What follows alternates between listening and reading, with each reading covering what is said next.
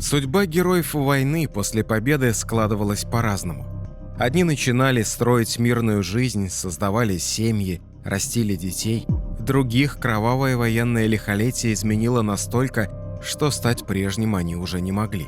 За подвиги, совершенные в годы Великой Отечественной войны, высокого звания удостоены 11 657 человек, 3051 человек посмертно.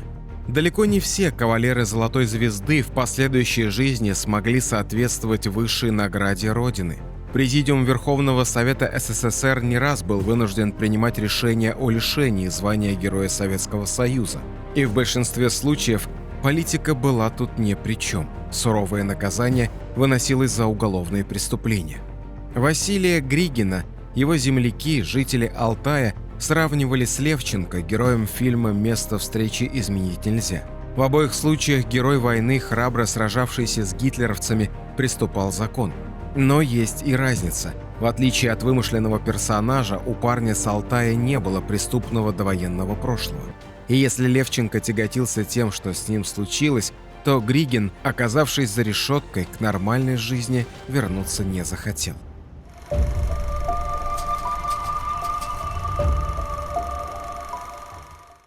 Василий Григин родился в мае 1921 года на станции Озерки Тальменского района Алтайского края в крестьянской семье.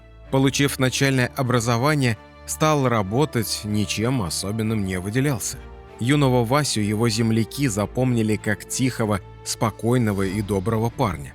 Осенью 1940 года его вместе со сверстниками проводили на службу в Красную армию. О том, что впереди большая война, никто на тот момент знать не мог. И уже 23 июня 1941 года Василий оказался на фронте. Григин фронтового лиха первых лет войны хлебнул сполна.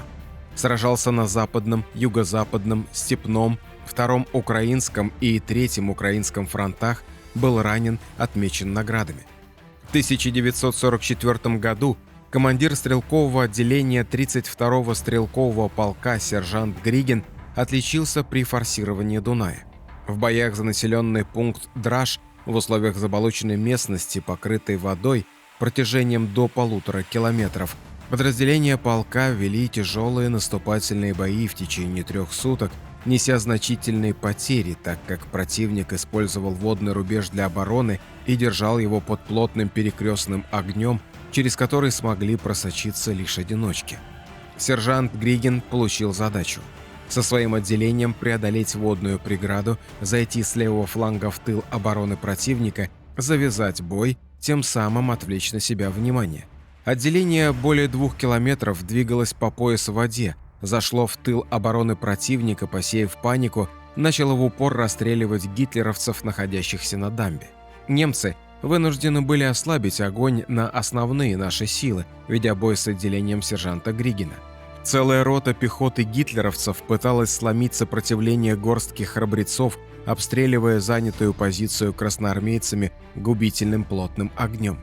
Отдельные солдаты противника подошли совсем близко и стали закидывать храбрецов гранатами. Василий на лету ловил гранаты, не успевшие разорваться, и бросал их назад к немцам. В этом неравном бою отделение сержанта Григина уничтожило до 30 солдат противника, дало возможность вклиниться в немецкую оборону основным силам и освободить дамбу. Григин и его товарищи прошли через настоящий огненный ад. Сержант, потеряв почти всех, кто был с ним, выжил чудом, но боевую задачу выполнил.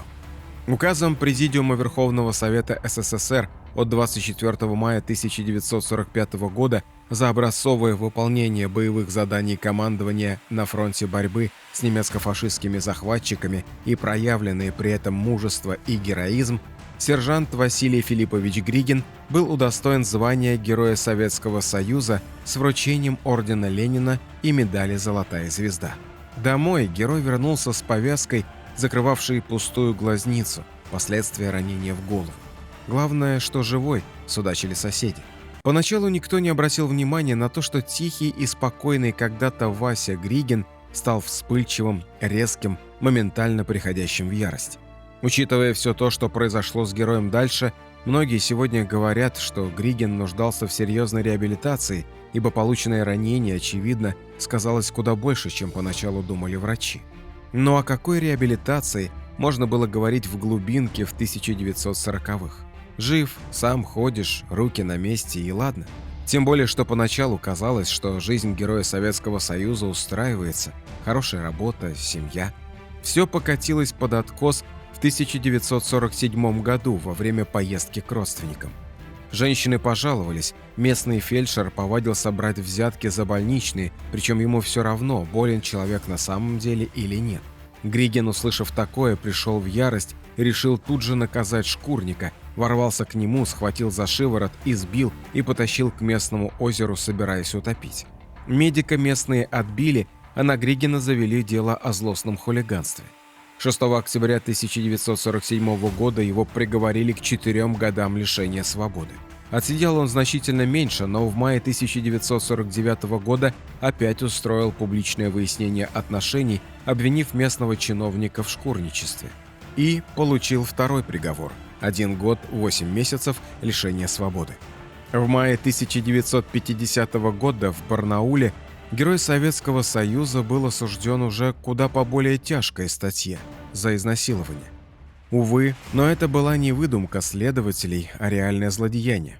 На сей раз Григену дали 10 лет лишения свободы, а наверх ушло прошение о лишении его государственных наград и звания Героя Советского Союза.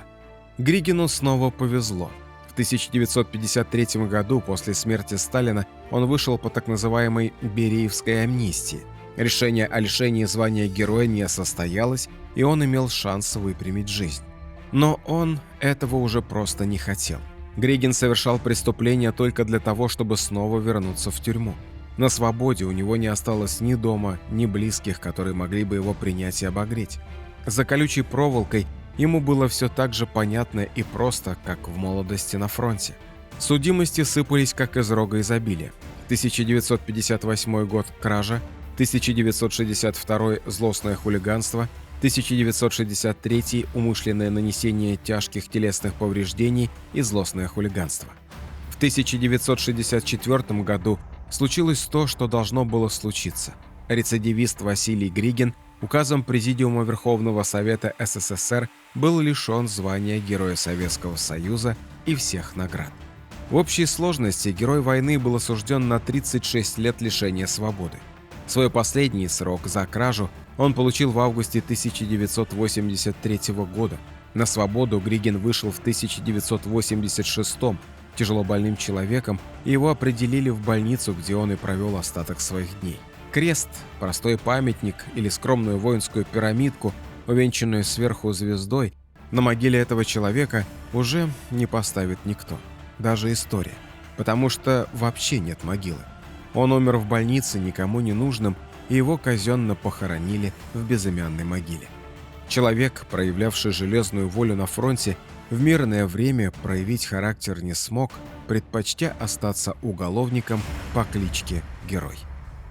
Ставьте лайк, подписывайтесь на канал и оставляйте свои комментарии. До новых встреч!